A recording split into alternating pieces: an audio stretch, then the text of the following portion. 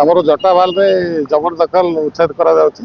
Road ସାଇଡରେ ଦୁଇ ପାର୍ଶ୍ୱରେ ରୋଡକୁ ଜବରଦଖଲ ହେଇଥିଲା, ସେଥିପାଇଁ ଆମେ ଏଭିକ୍ସନ କରିଥିଲୁ। ଆଗରୁ ଡି ପ୍ରୋସିଜରରେ ତାଙ୍କୁ ନୋଟିସ୍ ଦିଆଯାଇଥିଲା, 30 days ଦିଆଯାଇଥିଲା। 30 ଦିନ ଭିତରେ ସେମାନେ ଭ୍ୟାକେଟ୍ କଲେଣି, ପୁଣି 7 ଦିନିଆ ନୋଟିସ୍ ଦେଲେ, ତାପରେ ଆପଣଙ୍କର ଉଚ୍ଛେଦ କରାଗଲା। ଆଉ ଜବରଦଖଲ କେତେ କ'ଣ ଘର, କେତେ ଦୋକାନ, କେତେ ଘର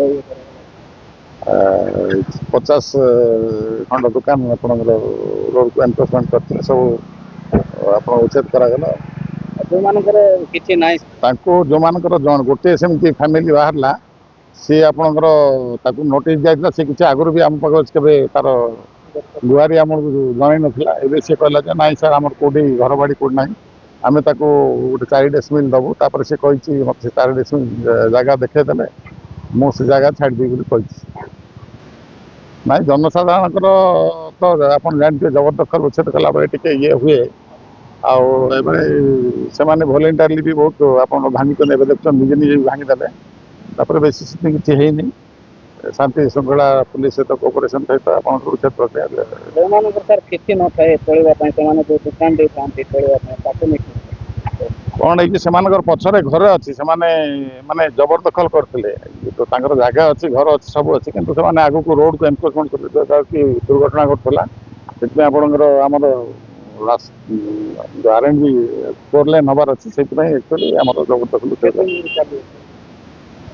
ଆର୍ଏଣ୍ଡବି ବାଲା ସେ ଆପଣଙ୍କର ଏଷ୍ଟିମେଟ୍ କରିକି ପଠେଇଲେ। ସେ ପ୍ରପୋଜାଲ ତାଙ୍କର ଆସିଲେ, ଆପ୍ରୁଭ୍ ହେଇକି ଆସିଲେ ସେ ଇଏ ହେବ। ରାସ୍ତାର କେତେ ମିଟର କ'ଣ 30 ଫୁଟ ଆପଣଙ୍କର ସେଣ୍ଟରରୁ 33 ଫୁଟ ଆପଣଙ୍କର ଉଚ୍ଛେଦ କରାଯାଇଛି। ଆମେ ଶୁଣିବାକୁ ପାଇଲୁ ଯେ ପାପଡ଼ାହାଣ୍ଡି ଠୁ ଉମରକୋଟ ଯାଏଁ ଯେଉଁ 4 ୱେ ରାସ୍ତା ହେବ ବୋଲି ଗଭର୍ଣ୍ଣମେଣ୍ଟ ତରଫରୁ ଗୋଟେ ଚିଠି ହେଇଥିଲା। ଆମର ଗାଁ ବାଲା ସମସ୍ତଙ୍କୁ ତଳିଦାର ଆସିକି ବୁଝେଇଥିଲେ। ଦୁଃଖର ବିଷୟ ଏତିକି, ବଡ଼ ଲୋକଙ୍କୁ କିଛି ଅସୁବିଧା ହେଲାନି। ଛୋଟ ଛୋଟ ବେପାର ସକାଳ ପାଇଲେ ଏଠି ତାଙ୍କର ଜୀବିକା ହେଉଥିଲା, ସେ ଜୀବିକା ବନ୍ଦ ହେଇଯାଇଛି। ସେ ଜୀବିକା ପାଇଁ କ'ଣ ଗୋଟେ ସରକାର ତରଫରୁ ବ୍ୟବସ୍ଥା ହେଲେ ଭଲ ହେଇଥାନ୍ତା। କେତେ କ'ଣ ଲୋକଙ୍କର ପ୍ରାୟ ୱାନ୍ ସାଇଡ୍ ଗୋଟେ ସାଇଡ୍ 40 ଫୁଟ ନେଲେ, ଆଉ ଗୋଟେ ସାଇଡ୍ 30 ଫୁଟ ନେଇକିରି ଏମିତି ତଳିଦାର ନିଜେ କହିବାଟା।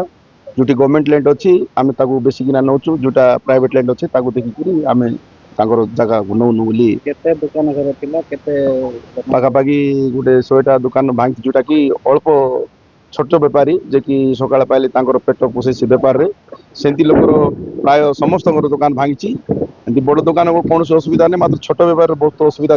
ଯେ କି ସକାଳ ପାଇଲେ ତାହିଁରେ ବଞ୍ଚିତ, ତାଙ୍କେ ସକାଳେ ଧନ୍ଦା କଲେ, ସନ୍ଧ୍ୟାରେ ଖାଇବା ଲୋକ, ସେମିତି ଲୋକର ବହୁତ କିଛି ଅସୁବିଧା ହେଇଛି। ସେଇ ଲୋକମାନଙ୍କୁ ତାଙ୍କ ପାଇଁ କିଛି ସରକାର ବ୍ୟବସ୍ଥା ହେଲେ ଭଲ ହେଇଥାନ୍ତା।